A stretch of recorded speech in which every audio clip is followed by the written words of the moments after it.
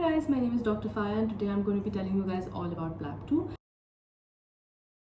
I recently gave my PLAB 2 exam on the 27th of May and I'm officially in the process of getting my GMC registration done. Let's dive right into it. What exactly is a PLAB 2 exam?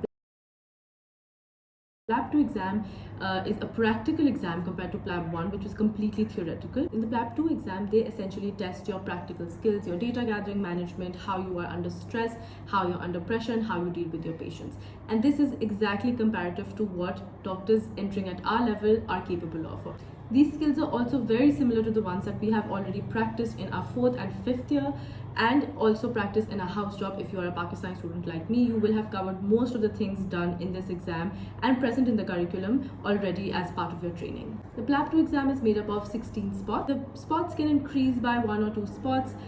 It's a very random selection. Sometimes they can have 15, sometimes they can have 18 spots as well. But a standard number of spots is 16 spots, including 2 resting spots. So essentially you have 14 practical spots that you're going into one by one. The minimum number of spots that you should be passing are about 10 out of 16. Each spot is 8 minutes long, and this exam tends to be a time pressured exam, and time management is one of the key skills that you should learn before heading in. The PLAB 2 exam takes place in Manchester, and the exact address of where it does is written on the GMC's website, which I will link down below. Now, like I said, there are 14 practical spots, and essentially what they're trying to test is your knowledge in data gathering. This includes history taking, consent taking, explaining procedures, coming to a diagnosis, performing examinations. Any information that you can contrive from the patient or the procedure or a report is a part of data gathering. This makes up a bulk of the stations that come, because a lot of the stations have this one data gathering in common, and you get a lot of points for accurate data gathering. And part of data gathering is to come into a diagnosis. Now remember, it does not matter if you can come to a diagnosis or if you come to the incorrect diagnosis, because in practicality that's what happens to normal doctors as well. So if you get a diagnosis wrong or a spot wrong, do not worry about that. If your data gathering was fine but it led you to a different conclusion, they will still give you marks for data gathering, which is why asking the right kind of questions is more important than getting to the right diagnosis. The second thing that they test is your clinical management. Clinical management will include things like counseling, teaching, breaking bad news, explaining reports, explaining procedures, explaining consent forms, explaining certain doctors' decisions. And these are practically more difficult because they involve a lot of ethics. The third, and in my opinion the most important thing that they test, are interpersonal skills, also known as IPS. Now, interpersonal skills is basically how you deal with the person.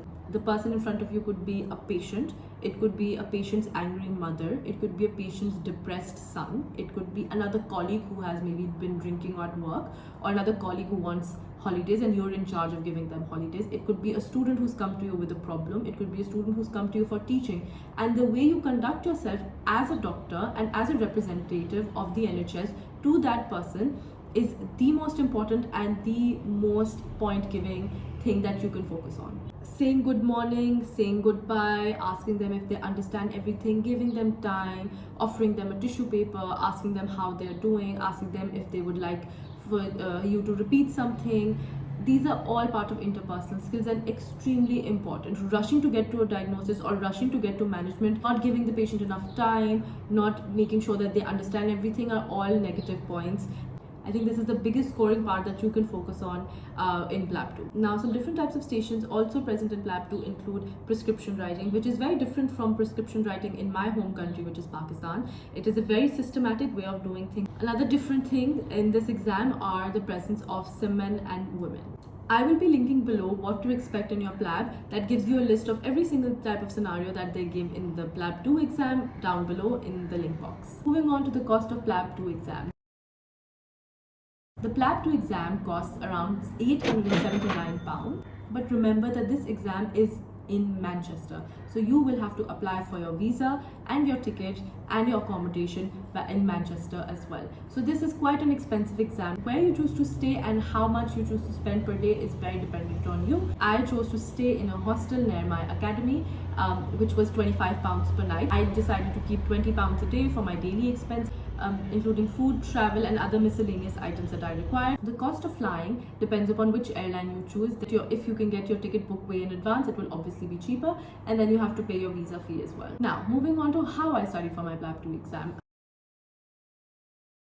I made the decision to opt for an academy and I decided to go for Aspire. I paid around £500 because they had a group discount deal going on. It is originally a £600 course which includes 2 mocks, a 12-day course, and all of the practical equipment that you can practice on when you're in Manchester. And so the question, is academy important, arises. And to be very frank with you, you do not need to take an academy.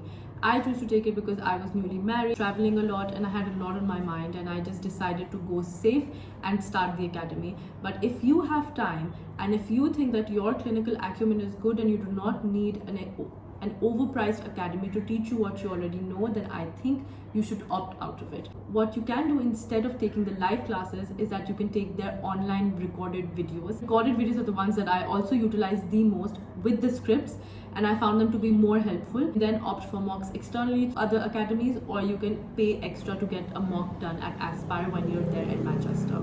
If you're nervous and you don't think you'll be able to go without the extra help, then you might want to opt for it. My course started on the 1st of April and my exam was on the 27th of May. So essentially I took my course a month before my exam, but I started prepping 10 days before. So my prep time was on the 20th of March and my exam was on the 27th of May. So I gave myself 2 months of prep time. Would I increase it? Yeah, I think I would give myself maybe some more time, but this prep time was also good enough for me to pass the exam. During this short time, I really studied rigorously. I spent about 8 hours daily studying, watching videos, revising, and also practicing with partners over Skype or video call. I spent the first 10 days before my course started going over all the scripts that were provided by Aspire beforehand. I gave 2 days to each subtopic, including medicine, surgery, gynae, peds, ethics. Once the course started, I would make notes of things as well. After my course, I would just go over the scripts, which is the most important tip that I can give you today. Before you go for your exam, you should have all of your scripts done at least once. If you can manage to do your scripts twice, that's great, but I did my scripts once and I made sure that I did them really properly and also practiced with partners and friends. The idea behind learning scripts is not to memorize them, but to see the trajectory of questions and see the flow of conversation. You should know the management of the most commonly occurring cases, and if not, then you should at least know how to deal with the patient and when to involve seniors to present yourself as a safe doctor for PLAB 2. Other than this, I flew to Manchester 10 days before my exam, and during these 10 days, I focused on doing practicals, prescription writing, and sim practice with all my friends at the academy. This was perhaps the most beneficial thing that the academy could give me, was access to their practical models that I could then practice on. And it took me about 2 to 3 days to finish all the models there, and then revising them just really solidified my concepts as well. During these 10 days, I also attended 2 mocks that were arranged by the academy as part of the course that I had paid for, and these were really helpful because of the feedback that I got and because I recognized things that I needed to work and focus on. If you choose not to take the academy, the material given on the GMC's blueprint is sufficient enough for you to pass and study for your PLAB 2 exam. Overall, do I think PLAB 2 is a very difficult exam? Yes, it is extremely time pressured. The models and simulators that are sitting there are great actors, and they will really reenact practical medical situations that will really test your patients as a doctor. But is it easy to pass the exam? Also yes. Well, not necessarily easy, but it is something that really comes to us naturally because it's not something that you're reading off a paper. It is testing your practical skills as a doctor, and I feel like if you have given it your all during house job and you're good at practicals, then you will definitely ace this exam. If you guys have any other questions, please let me know down below, and I will try to make either a separate video for the topic or I will try to answer them here. You can also follow me on my Instagram where I host Q&A sessions, and you can ask me questions there as well, and I will see you guys in the next video. Bye.